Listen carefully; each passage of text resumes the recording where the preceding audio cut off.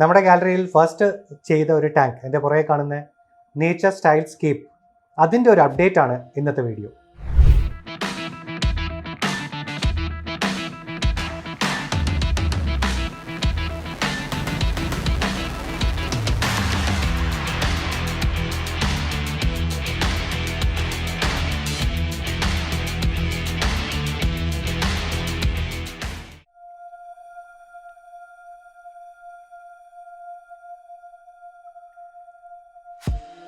ഈ ടാങ്കിൻ്റെ സെറ്റപ്പ് ചെയ്ത ഉടനെ ഉള്ളൊരു വീഡിയോ നമ്മുടെ ചാനലിലുണ്ട്.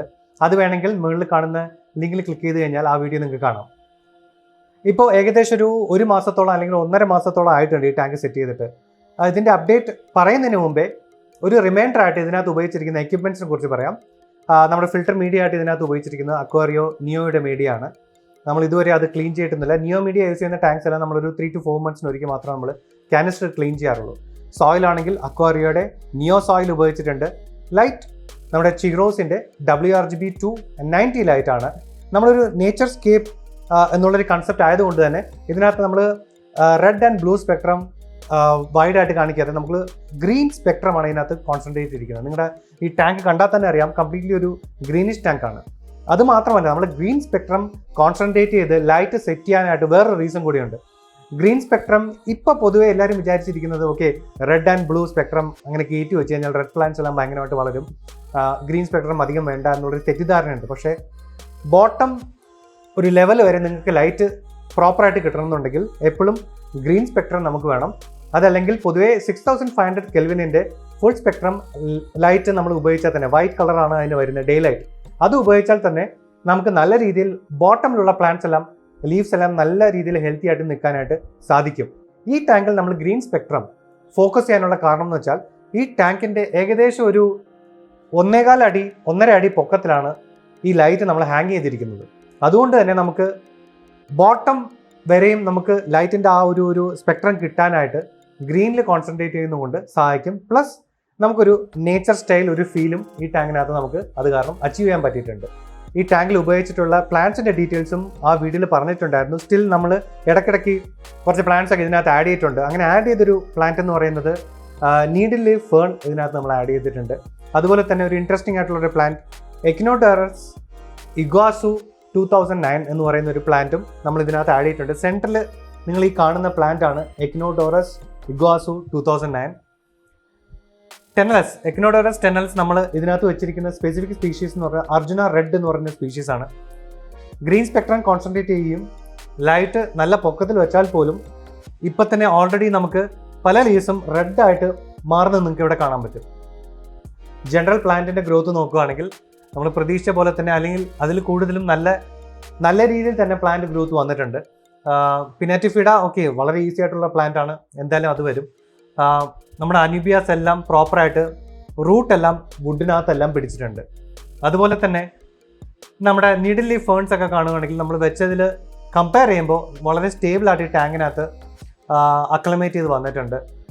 പിന്നെ ഒരു പ്ലാന്റ് ജപ്പനിക്ക നല്ല ഹെൽത്തി ആയിട്ടൊരു പ്ലാന്റ് ആണ്, ബ്യൂട്ടിഫുൾ ആയിട്ടുള്ള പ്ലാന്റ് ആണ്. നമ്മുടെ ഡച്ച് ടാങ്കിൽ ചെറിയ പ്രശ്നങ്ങൾ കാണിക്കുന്നുണ്ട്. ബട്ട് ഈ ഒരു ടാങ്കിനകത്ത് ജപ്പനിക്ക നല്ല രീതിയിൽ തന്നെ ഫ്രഷ് ആയിട്ട് ലഷിയായിട്ട് ഗ്രോ ചെയ്ത് വരുന്നുണ്ട്. പിന്നെ എക്നോഡോറസിൻ്റെ കാര്യം പറയുകയാണെങ്കിൽ എല്ലാവർക്കും അറിയാം, വേണമെങ്കിൽ ഒരു ഇൻവേസീവ് പ്ലാന്റ് എന്നൊക്കെ വേണമെങ്കിൽ പറയാം. കാരണം ഈ സാധനം വെച്ച് കഴിഞ്ഞാൽ നല്ലപോലെ റൂട്ട് പിടിച്ചിട്ട് ടാങ്ക് മൊത്തം പ്ലാന്റ് ഗ്രോ ചെയ്യും. അതുപോലെ തന്നെ നമുക്ക് ഇതിനകത്ത് റൂട്ട്സും ഈ സോയിലെല്ലാം റൂട്ട്സ് കാണാം. എക്നോഡോറസ് നല്ല രീതിയിൽ ഒബ്വിയസ്ലി പിടിച്ചിട്ടുണ്ട് ഈ ടാങ്കിനകത്ത്. വേറെ പ്ലാന്റിൻ്റെ അപ്ഡേറ്റ് പറയുകയാണെങ്കിൽ ഫിസിഡൻസ്. ഭാഗ്യവശാൽ ഈ ടാങ്കിനകത്ത് ഫിസിഡൻസിനകത്ത് നമുക്ക് ഹെയർ ആൽഗയുടെ ഇഷ്യൂസ് ഒന്നും ഇതുവരെയും കണ്ടു തുടങ്ങിയിട്ടില്ല. വരുമെന്ന് നമ്മൾ പ്രതീക്ഷിക്കുന്നില്ല. കാരണം പാരാമീറ്റേഴ്സ് എല്ലാം പ്രോപ്പർ ആക്കി വെച്ചിട്ടാണ് പോകുന്നത്. ഒരു ടാങ്കിൻ്റെ അപ്ഡേറ്റ് എന്ന് പറയുമ്പോൾ തന്നെ നമ്മൾ പ്രതീക്ഷിച്ചിരിക്കുന്ന ഒരു സാധനമാണ് ആൽഗെ. ഇതിനകത്ത് എങ്ങനെയുണ്ട് algae? First of all, algae ഇല്ലാത്ത ഒരു ടാങ്ക് ലോകത്ത് തന്നെ ഇല്ല. എല്ലാ ടാങ്കുകളിലും ആൽഗെ ഉണ്ടാവും. അത് നമുക്ക് കാണാനായിട്ട് നമുക്ക് ഇഷ്ടമല്ല. അതുകൊണ്ട് നമ്മൾ ഇൻഹിബിറ്റ് ചെയ്ത് നിർത്താനായിട്ട് ശ്രമിക്കും. അതാണ് ആൽഗെ കൺട്രോൾ എന്ന് പറയുന്നത്. ഈ ഒരു ടാങ്കിനകത്ത് പൊതുവെ നമ്മുടെ ടാങ്കുകളിലൊക്കെ നമ്മൾ ആൽഗെ കളയാനായിട്ട് ഈ ഒരു ഗാലറിയിൽ ഭയങ്കര എഫേർട്ടൊന്നും ചെയ്യാറില്ല. ഈ എക്സൽ കോരി ഒരിക്കുക ഇങ്ങനത്തെ പരിപാടി നമ്മൾ ചെയ്യാറില്ല. ഈ ടാങ്കിനകത്ത് ആൽഗെ ഉണ്ട്. എന്തൊക്കെ ആൽഗെ ഉണ്ടെന്ന് നോക്കാം. ഫോസ്ഫേറ്റ്സ് കുറഞ്ഞത് കൊണ്ടുള്ള ആൽഗേസ് എല്ലാം, നമുക്ക് സ്പോട്ട് ആൽഗയും അങ്ങനത്തെ സാധനങ്ങളെല്ലാം ഇതിനകത്തുണ്ട്.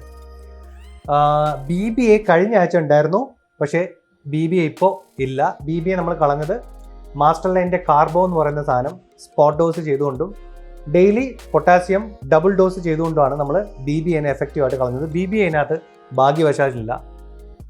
ഹെയർ ആൽഗി ഈ ഒരു ടാങ്കിനകത്ത് ഇല്ല, നമ്മളത് പ്രതീക്ഷിക്കുന്നുമില്ല. കാരണം CO2 ഇഞ്ചക്ഷൻ ഇതിനകത്ത് വളരെ സ്റ്റേബിളാണ്. ലൈറ്റും ഭയങ്കര ബ്രൈറ്റ് ലൈറ്റ് അല്ല. അതുകൊണ്ട് തന്നെ നമ്മൾ ഹെയർ ആൽഗിയെ ഈ ടാങ്കിനകത്ത് നമ്മൾ പ്രതീക്ഷിക്കുന്നില്ല. വേറെ ചെറിയ ചെറിയ രീതിയിലുള്ള ആൽഗേസ് എല്ലാം എല്ലായിടത്തും നമുക്ക്, പക്ഷേ പ്രോമിനൻ്റ് ആയിട്ട് നമുക്ക് ഇതിനകത്ത് കാണാൻ പറ്റുന്ന ഒരു ആൽഗേ എന്ന് പറഞ്ഞാൽ ഫോസ്ഫേറ്റ് കുറഞ്ഞത് കാരണമുള്ള ആൽഗേസ് എല്ലാം ഇതിനകത്ത് അനൂബിയാസ്, ഈ എക്നോഡോറസിനകത്തും വുഡിലും എല്ലാം നിങ്ങൾക്ക് കാണാൻ പറ്റും. അപ്പോൾ ഇത് പറയുമ്പോൾ എനിക്കൊരു പോയിന്റ് ഇവിടെ ഡിസ്കസ് ചെയ്യാനുള്ളതെന്ന് വെച്ചാൽ, പൊതുവേ ഒരു ധാരണയുണ്ട് നമുക്ക് ടാങ്കിനകത്ത് ഒരുപാട് ഫിഷ് ഉണ്ട് എന്നുണ്ടെങ്കിൽ നമുക്ക് NPKയുടെ ഡോസിങ് കുറയ്ക്കാം എന്നുള്ളത്. ഫസ്റ്റ് ഓഫ് ഓൾ, നമ്മുടെ ചാനൽ നിങ്ങൾ ഫോളോ ചെയ്യുന്നു എന്നുണ്ടെങ്കിൽ പൊട്ടാസ്യം എന്തുകൊണ്ട് ഡെയിലി ഒഴിക്കണം എന്നുള്ള പ്രാധാന്യം നിങ്ങൾക്ക് എല്ലാവർക്കും അറിയാം. ഇനി നൈട്രജൻ, ഫോസ്ഫറസ്, ഈ രണ്ട് സാധനത്തിൻ്റെ കാര്യത്തെക്കുറിച്ച് സംസാരിക്കാൻ. സ്പെസിഫിക്കലി ഒരുപാട് ഫിഷസ് ടാങ്കിനകത്തുണ്ടെങ്കിൽ ഈ രണ്ട് ഡോസിങ് ചെയ്യേണ്ടാത്ത ആവശ്യമുണ്ടോ? സോ ഫസ്റ്റ് നമ്മൾ നൈട്രജൻ്റെ കാര്യം എടുക്കുകയാണെങ്കിലും നൈട്രേറ്റ്സ് നമ്മുടെ പ്ലാന്റ്സിന് ആവശ്യമുണ്ടല്ലോ. നമ്മുടെ ഇപ്പോഴത്തെ ഒരു ഫിൽട്രേഷൻ ഒരു ഫാഷനും ഫിൽട്ടർ മീഡിയ എല്ലാം കാരണം നൈട്രേറ്റ് റിഡക്ഷനും നല്ലപോലെ നടക്കുന്നുണ്ട്. അതുപോലെ തന്നെ ഫിഷിൻ്റെ വേസ്റ്റ് വെച്ചുകൊണ്ട് നമുക്ക് ഇതുപോലത്തെ ഒരു ഫുള്ളായിട്ട് ഡെൻസ്ലി പ്ലാന്റഡ് ആയിട്ടുള്ള ഒരു ടാങ്കിന് ഇനഫ് ആയിട്ടുള്ള നൈട്രജൻ കിട്ടും എന്നുള്ളതിന് ശരിക്കും പറഞ്ഞാൽ ആധികാരികമായിട്ടുള്ള ഒരു ഇൻഫർമേഷൻ ഒന്നും ഇല്ല. അതുപോലെ തന്നെ ഇതിൻ്റെ കൺവേർഷൻ, ഫിഷിൻ്റെ വേസ്റ്റ് കാരണം എത്രത്തോളം നൈട്രേറ്റ്സ് കിട്ടുന്നുള്ള കൺവേർഷൻ ഒന്നും ആ എക്യുപ്മെൻറ്റ്സ് ഒക്കെ വെച്ച് നോക്കിയാണെന്ന് ആരും ഇതായിട്ട് പറഞ്ഞിട്ടില്ല. നമ്മുടെ ഗാലറിയിലെ ടാങ്കുകൾക്കെല്ലാം ഒരു പ്രത്യേകത ഉണ്ട്. നമ്മളിവിടെ ഫിഷ് സെയിൽ ഉണ്ടോയെന്ന് വെച്ചാൽ ഫിഷ് സെയിൽ ലിമിറ്റഡ് ആയിട്ട് നമ്മൾ മത്സ്യം ഇവിടെ വിൽക്കാറുണ്ട്. ഓർണമെന്റൽ ഫിഷസ് വിൽക്കുന്ന ഒരു 90% മത്സ്യവും നമ്മൾ ഈ പ്ലാന്റഡ് ടാങ്കുകളിനകത്ത് ഇട്ടിട്ടാണ് നല്ല ഹെൽത്തി ആയിട്ടുള്ള ഫിഷസ് ആണ് നമ്മളിവിടെ കൊടുക്കുന്നത്. അതുകൊണ്ട് തന്നെ മോസ്റ്റ് ഓഫ് ദ ടൈം നമ്മുടെ ടാങ്കിലെല്ലാം ഫിഷസ് കൊണ്ട് നിറഞ്ഞിട്ടുണ്ടാവും. ഈ ടാങ്കും അതുപോലത്തെ ഒരു ടാങ്കാണ്. ഒരുപാട് സർപ്പേ ടെട്രയും അല്ലാത്ത എല്ലാ ടെട്രേസും കൊണ്ട് നിറഞ്ഞിരിക്കുന്ന ഒരു ടാങ്കാണ്. ഇപ്പോൾ ആക്ച്വലി ഒരു നമ്മൾ സാധാരണ ഇടുന്ന ഒരു വോളിയത്തെക്കാട്ടും ഒരു 20% ഉള്ളൂ ഇപ്പോൾ ഫിഷസ്. സ്റ്റിൽ നമ്മൾ 100% കപ്പാസിറ്റി നമ്മൾ ഇടുന്ന പോലെ ഫിഷസ് ഇട്ടിട്ടും നൈട്രജൻ വളരെ ലിമിറ്റഡ് ആണ്. പിന്നെ ഫോസ്ഫറസിൻ്റെ കാര്യം എഗെയിൻ ഒരു തെറ്റിദ്ധാരണയുണ്ട്. ഫിഷസ് ഒരുപാടുണ്ടെങ്കിൽ അതിൻ്റെ ആവശ്യമില്ല എന്നുള്ളത് വളരെ തെറ്റാണ്. സ്പെസിഫിക്കലി ഫോസ്ഫറസിൻ്റെ കാര്യം പറയുകയാണെങ്കിൽ അതിനും ഒരു മെഷേർഡ് ആയിട്ടുള്ള ഒരു ഇൻഫർമേഷൻ ഒന്നും എവിടെ അവൈലബിൾ അല്ല. ഞങ്ങളുടെ ടാങ്കിൽ ഞങ്ങൾ മെഷർ ചെയ്ത് നോക്കുമ്പോൾ ഫിഷ് ഉള്ള ടാങ്കും ഇല്ലാത്ത ടാങ്കിനകത്തും ഫോസ്ഫറസിൻ്റെ ഒരു ഡെഫിഷ്യൻസി, അതിൻ്റെ കൺസംഷൻ കാരണമാണ്. അത് പ്ലാന്റ്സ് വലിച്ചെടുക്കുന്നതുകൊണ്ടാണ് ഇത് ഡെഫിഷ്യൻസി വരുന്നത്.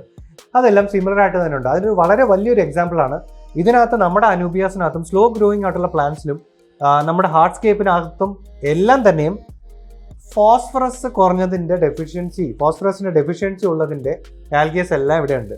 സോ നമ്മൾ once in 3 days അല്ലെങ്കിൽ 4 days നമ്മൾ ഇതിനകത്ത് ഫോസ്ഫേറ്റ്സ് ഡോസ് ചെയ്തുകൊണ്ട് മാത്രമേ നമുക്ക് ഈ ആൽഗെ കളയാൻ പറ്റത്തുള്ളൂ. അപ്പം ഫിഷ് ഒരുപാട് ഉള്ളതുകൊണ്ട് ഈ ന്യൂട്രിയൻസ് ഒഴിക്കേണ്ട എന്നുള്ള തെറ്റിദ്ധാരണയാണ്, അത് ഫോളോ ചെയ്യരുത്.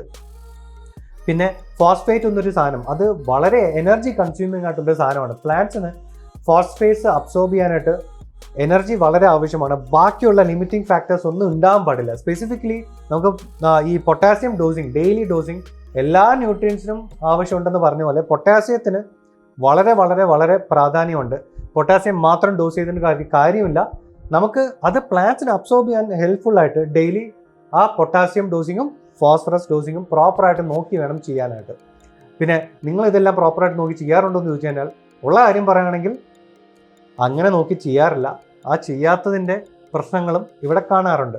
നമ്മൾ ഒരു ഡോസിങ് പമ്പൊക്കെ ഇതിനകത്ത് വെച്ച് ചെയ്യണം എന്നൊക്കെയാണ് ഐഡിയ. ബട്ട് സ്റ്റിൽ നമ്മളിപ്പോൾ ഫോളോ ചെയ്യുന്നത് ഡെയിലി ആയിട്ടുള്ള റൊട്ടീനൊക്കെ ഫോളോ ചെയ്യും. ഡെഫിഷ്യൻസി കാണുമ്പോൾ ആ ഡെഫിഷ്യൻസി മാറ്റാനുള്ള ന്യൂട്രിയൻസ് ഒഴിച്ചു കൊടുക്കുക എന്നുള്ളൊരു മെത്തഡോളജിയാണ് ഫോളോ ചെയ്യുന്നത്.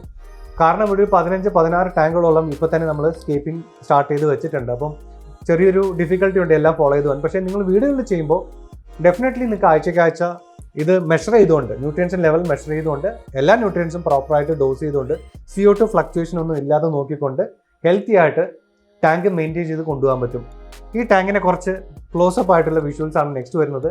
അടുത്ത വീഡിയോയിൽ കാണാം. അതുവരെയും ബൈ.